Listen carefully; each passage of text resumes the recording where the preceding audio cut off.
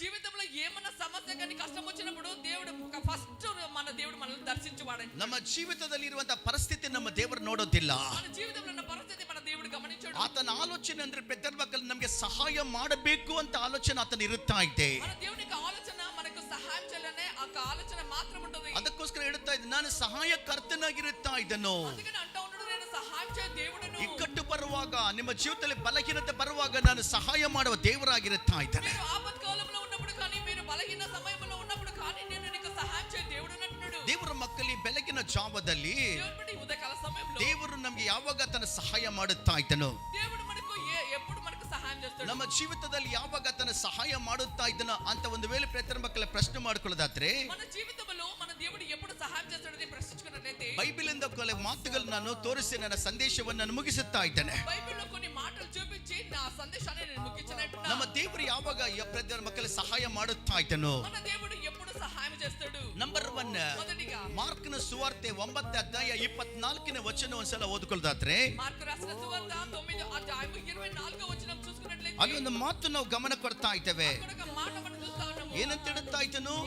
Turn with me the book of Mark the Gospel 9th chapter 24th word ಅಲ್ಲಿ ಗಮನ ಕೊಡೋದಾದ್ರೆ mark రాసిన సువార్త 9వ అధ్యాయం 24వ వచనంలో మాట్లాడుతున్నాడు. వెంటనే ఆ చిన్నవాని తండ్రి నమ్ముచున్నను నాకు అపనమ్మకం ఉండకుండా సహాయం చేయమని బిగ్గరగా చెప్పానంట.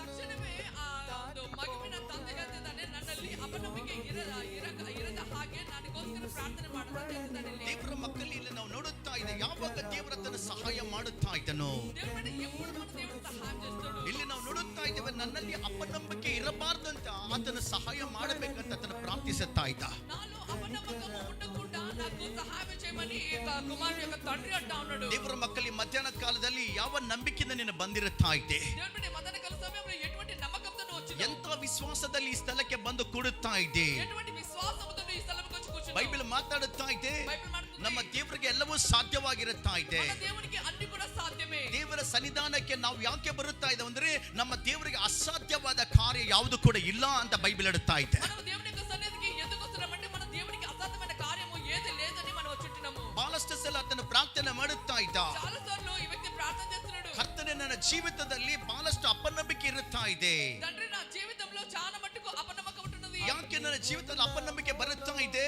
ఎందుకు నా జీవితంలో అపనమ్మకం వస్తుంది? ನಾನು ಲೋಕವನ್ನು ನೋಡುತ್ತಿರುವಾಗ నేను లోకాన్ని చూసేప్పుడు ನಾನು ಪ್ರಪಂಚವನ್ನು ನೋಡುತ್ತಿರುವಾಗ నేను ప్రపంచాన్ని చూసేప్పుడు ನನ್ನ ಪರಿಸ್ಥಿತಿಯನ್ನು ನಾನು ನೋಡುತ್ತಿರುವಾಗ నా పరిస్థితి నేను గమనించినప్పుడు ನನ್ನ ಒಳಗೆ ಅದು ಅಪನಂಬಿಕೆ ಬರುತ್ತಾ ಇದೆ. నాలో ఒక అపనమ్మకం వస్తా ఉంటున్నది. ನಾನು ಪರಿಸ್ಥಿತಿಯನ್ನು ನೋಡುತ್ತಿರುವಾಗ ನನ್ನ ಜೀವಿತದಲ್ಲಿ ಅಪನಂಬಿಕೆ ಬರುತ್ತಾ ಇದೆ. నా పరిస్థితిని నేను గమనించినప్పుడు నాలో ఒక అపనమ్మకం నాలో వస్తున్నది. ಯಾಕೆ ಇಷ್ಟುವರೆಗೆ ನನ್ನ ಜೀವಿತದಲ್ಲಿ ಅದ್ಭುತ ಆಗಿಲ್ಲ?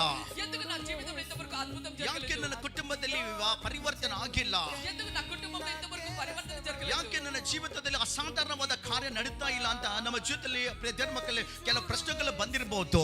ఎందుకు నా కుటుంబంలో ఇంతవరకు అసాధారణమైన కార్యాలు జరగలేదన్న ఒక ప్రశ్న మీలో వచ్చిండొచ్చు. ಎಷ್ಟುವರೆಗೆ ನಿನ್ನ ಪರಿಸ್ಥಿತಿಯನ್ನು ನೋಡುತ್ತಾ ಇದ್ದೋ? ఎంతవరకు నీ పరిస్థితి చూస్తా ఉంటావు? ಎಷ್ಟುವರೆಗೆ ನಿನ್ನ ಸಮಸ್ಯೆ ಮೇಲೆ ನೀನು ಆಲೋಚನೆ ಮಾಡ್ತಾ ಇದ್ದೋ? ఎంతవరకు నీ సమస్య పైన నువ్వు ఆలోచన చేస్తావు? ನಿನ್ನ ಜೀವಿತದಲ್ಲಿ ನಂಬಿಕೆ ಅದು ಕಡಿಮೆ ಆಗುತ್ತಾನೆ ಹೋಗುತ್ತಾ ಇರ್ತೈತಿ. జీవితంలో నమ్మకం అది తక్కువ అయితేనే పోతుంది. ಕಾರಣ ಯಾಕೆ?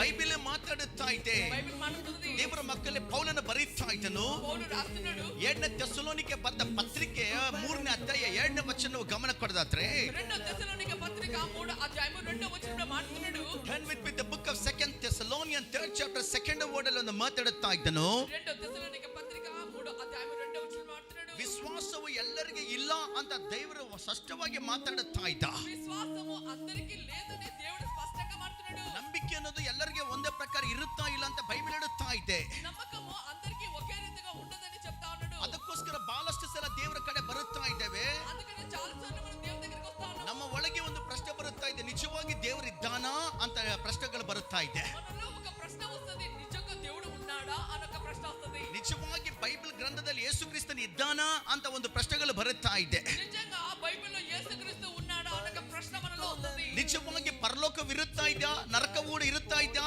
ಇಲ್ಲ ಏನು ಮಾತುಕತೆ ನಮ್ಮನ್ನು ಭಯಪಡಿಸಬೇಕಂತ ಇದು ಮಾತಾಡುತ್ತಾ ಇದ್ದಾರೆ ಅಂತ ಪ್ರಶ್ನೆ ಮಾಡುವವರು ಬಹಳ ಇದ್ದಾರೆ.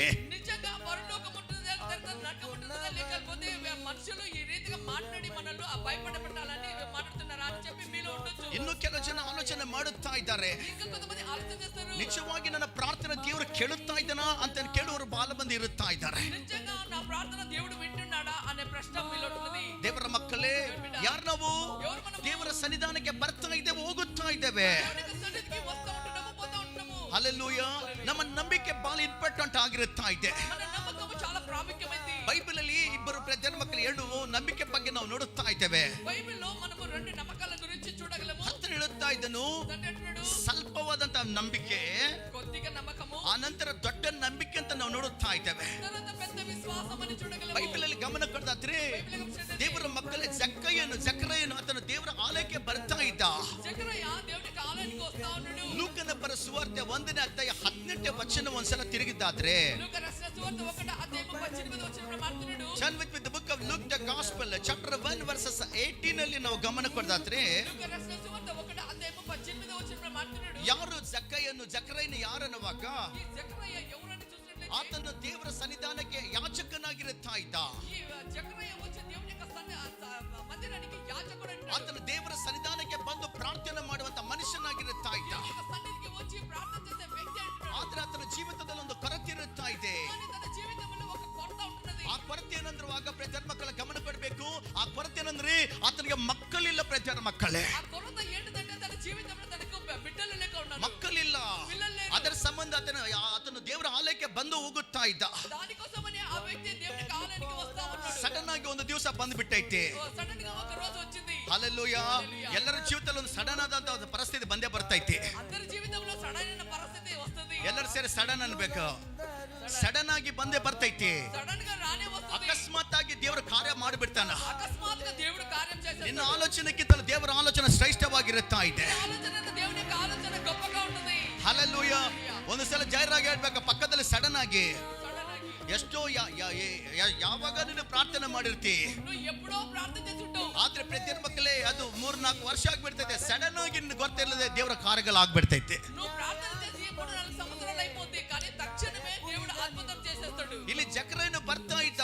ఇక్కడ జకరయ్య వస్తా ఉన్నాడు. ದೇವರ ಸನ್ನಿಧಾನಕ್ಕೆ ಬಂದು ಪ್ರಾರ್ಥನೆ ಮಾಡ್ತಿರುವಾಗ దేవుని యొక్క సన్నిధికి వచ్చి ప్రార్థిస్తా ఉన్నాడు. ಸಡನ್ ಆಗಿ ದೇವದೂತ ಪ್ರತ್ಯಕ್ಷನಾಗಿ ಒಂದು ಮಾತು ಮಾತಾಡುತ್ತಾ ಇದ್ದ. తక్షణమే దేవుడు ప్రత్యక్షమై మాట్లాడుతున్నాడు. ಜಕರಯ್ಯ, జకరయ్య, ನಿನ್ನ ಪ್ರಾರ್ಥನೆ ದೇವರು ಕೇಳಿದ್ದನು. నీ ప్రార్థన దేవుడు విన్నాడు. ನಿನ್ನ ಪ್ರಾರ್ಥನೆ ದೇವರ ಹತ್ರ ಕೇಳಿದ್ದನು. నీ ప్రార్థన దేవుడు విన్నాడు. ಆ ಮಾತು ಕೇಳುತ್ತಿರುವಾಗ మాట వింటానని ನಿನ್ನ ಒಂದು ಹೆಂಡತಿ ಒಂದು ಗರ್ಭವನ್ನು ಧರಿಸುತ್ತಾ ಇದ್ದಾಳೆ. నీ సత్యమని గర్భము ధరిస్తుందని చెప్పినప్పుడు, ಆ ಮಾತು ಕೇಳುತ್ತಿರುವಾಗ ఈ మాట విన్నప్పుడు ಜಕರಯ್ಯನು ಪ್ರತಿ ಮಕ್ಕಳಲ್ಲಿ ಆತನಿಗೆ ನಂಬಿಕೆ ಬರ್ತಾ ಇಲ್ಲ. జకరయ్యకు అది విశ్వాస నమ్మకం కలగలేదు. ಯಾಕೆ ನಂಬಿಕೆ ಬರ್ತಾ ಇಲ್ಲ? ఎందుకు నమ్మకలేదు? ಆತನ ಮೈಂಡ್ ಅಲ್ಲಿ ನಾನು ನನ್ನ ಹೆಂಡತಿ ಮುದುಕಿ ಆಗ್ಬಿಡ್ತಾ ಇದೆ. తన యొక్క మనసులో నేను నా సత్యమని మేము ముస్లిం వాళ్ళమైన అనుకుంటున్నాడు. ಮುದುಕಿ ಆಗ್ಬಿಟ್ಟೈತಿ.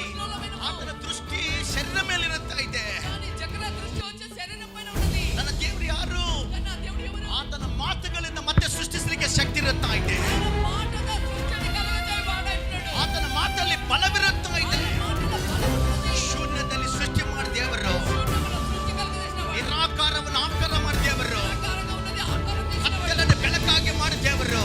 చీకటిలో వెలుగును కలుగజేసినవాడు. ದೇವರು ಒಂದು ಸಂತಾನವನ್ನು ಕೊಡೋದಿಲ್ವಾ? దేవుడు ఒక సంతానం ఇయ్యడా? ದೇವರು ಒಂದು ಅದ್ಭುತ ಮಾಡ್ಲಿಕ್ಕೆ ಆಗೋದಿಲ್ವಾ? ఒక అద్భుతం చేయలేడా? ದೇವರು ಒಂದು ಆಶ್ಚರ್ಯವಾದ ಕಾರ್ಯ ಮಾಡ್ಲಿಕ್ಕೆ ಆಗೋಲ್ವಾ? ఒక ఆశ్చర్యమైన కార్యం చేయలేడా? ದೇವರು ನಿನ್ನ ಜೀವಿತದಲ್ಲಿ ಪರಿವರ್ತನೆ ತರೋದಿಲ್ವಾ? దేవుడి జీవితంలో పరివర్తన చేయలేడా? ನಂಬಿಕೆ, నమ్మకము, ವಿಶ್ವಾಸ ಇಡಬೇಕು. విశ్వాసం ఉంచాలి. ದೇವರ ಆಲಯಕ್ಕೆ ಬಂದಿದ್ದ, దేవునికి ఆలయానికి వచ్చాడు. ಪ್ರಾರ್ಥನೆ ಮಾಡ್ತಾ ಇದ್ದ, ప్రార్థన చేస్తున్నాడు. ಆರಾಧನೆ ಮಾಡ್ತಿರುವಾಗ ఆరాధిస్తున్నాడు. ದೇವರು ಪ್ರತ್ಯಕ್ಷನಾಗಿ ಹೇಳುತ್ತಾ ಇದ್ದನು, దేవుడు ప్రత్యక్షమై మాట్లాడాడు. ಜಕರಯ್ಯ, జకరయ్య, ನಿನ್ನ ಪ್ರಾರ್ಥನೆ ದೇವರು ಕೇಳಿದ್ದನು. ప్రార్థన దేవుడు విన్నాడు. ದೇವರ ಮಕ್ಕಳ ಹತ್ರ ನಂಬಿಕೆ ಬರ್ತಾ ಇಲ್ಲ. దేవుడి బిడ్డ ఆ బిడ్డకు నమ్మకం రావడం లేదు. ಇವಾಗ ಜಾಗೃತವಾಗಿ ಪ್ರತಿ ಮಕ್ಕಳ 18 ವಚನ ಓದಾದ್ರೆ, ఇప్పుడు జాగ్రత్తగా లూకా రాసిన సువార్త 1వ అధ్యాయం 18వ వచనంలో ಲೂಕ್ ದ చూసినట్లయితే, ಗಾಸ್ಪಲ್ ಚಾಪ್ಟರ್ 1 ವರ್ಸಸ್ 18 ಅಲ್ಲಿ ನಾವು ಗಮನ ಕೊಡಾದ್ರೆ, లూకా రాసిన సువార్త 1వ అధ్యాయం 18వ వచనంలో మాట్లాడాడు. ಆತನು ಹೇಳುತ್ತಾ ಇದ್ದನು, ఆయన అంటున్నాడు, ಇದು ಸಾಧ್ಯವಾ? ఆ జకరయ్య అంటున్నాడు, ఇది సాధ్యమా? ಇದು ಸಾಧ್ಯವಾ? ఇది సాధ్యమా? ನಾನು ಮುದುಕನಾಗಿದ್ದೆ, ನಾನು ಮುದುಕನಾಗಿದ್ದೆ, ನನ್ನ ಹೆಂಡತಿ ಮುದುಕಿ ಆಗ್ಬಿಟ್ಟಿದ್ದೇಳೆ. నేను ముస్లిం వాడనైనా నా భార్య కూడా ముస్లిం అయిపోయింది. ಇದು ಸಾಧ್ಯವಾ? ఇది సాధ్యమా? ದೇವರಿಗೆ ಅಸಾಧ್ಯವಾದ ಕಾರ್ಯ ಒಂದು ಕೂಡ ಇಲ್ಲ. దేవునికి అసాధ్యమైన కార్యం ఒక్కటి కూడా లేదు. ದೇವರಿಗೆ ಅಸಾಧ್ಯವಾದ ಕಾರ್ಯ ಯಾವುದು ಕೂಡ ಇಲ್ಲ. దేవునికి అసాధ్యమైన కార్యం ఒక్కటి కూడా లేదు. ಈ ಮಧ್ಯಾಹ್ನ ವೇಳೆಯಲ್ಲಿ మధ్యాహ్న కాల సమయంలో ದೇವರ ಸೇವಕನಾಗಿ ಒಂದು ಮಾತಾಡುತ್ತಾ ಇದ್ದನು. దేవుని సేవకునిగా ఒక మాట మాట్లాడుతున్నా. ಇವತ್ತು ಯಾವ ವಿಷಯದಲ್ಲಿ ನೀನು ಪ್ರಾರ್ಥಿಸುತ್ತಾ ಇದ್ದೆಯೋ ఈ రోజు ఏ విషయం గురించి నువ్వు ప్రార్థన చేస్తున్నావో ಖಂಡಿತವಾಗಿ ನಿನ್ನ ಪ್ರಾರ್ಥನೆ ದೇವರ ಪಾದಕ್ಕೆ ಅದು ಸೇರಿಸಲ್ಪಡ್ತಾ ಇದೆ. ఖచ్చితంగా దేవుని యొక్క పాదాలకు నీ ప్రార్థన చేర్చబడుతుంది. ಹಲ್ಲೆಲೂಯಾ. ದೇವರ ಸನ್ನಿಧಾನಕ್ಕೆ ಸೇರಿಸಲ್ಪಡ್ತಾ ಇದೆ.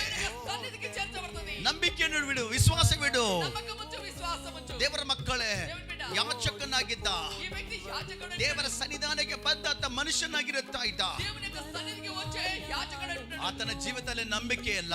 కానీ తన జీవితంలో నమ్మకం లేకపోయింది. ಅದಕ್ಕೋಸ್ಕರ ತನ್ನ ಜೀವಿತದಲ್ಲಿ ಯೋಹಾನು ಹುಟ್ಟುವರೆಗೆ ಬೈಬಲ್ ಮಾತಾಡುತ್ತಾ ಇದ್ದಾನೆ, ಮೂಕನಾಗಿ ಬಿಟ್ಟಿದ್ದಾನೆ. అందుకని తన జీవితంలో యోహాను పుట్టేంత వరకు కూడా జకరయ మూగివాడైపోయిండు. ಮೂಕನಾಗಿ ಬಿಟ್ಟಿದ್ದ. మూగివాడైండు. ಏನಂದ್ರೆ ಪ್ರತಿಯೊಂದು ಮಕ್ಕಳ ಮಾತುಗಳಿಂದ ಅವಿಶ್ವಾಸ ಮಾತುಗಳು ಬರಬಾರ್ದಲ್ಲ.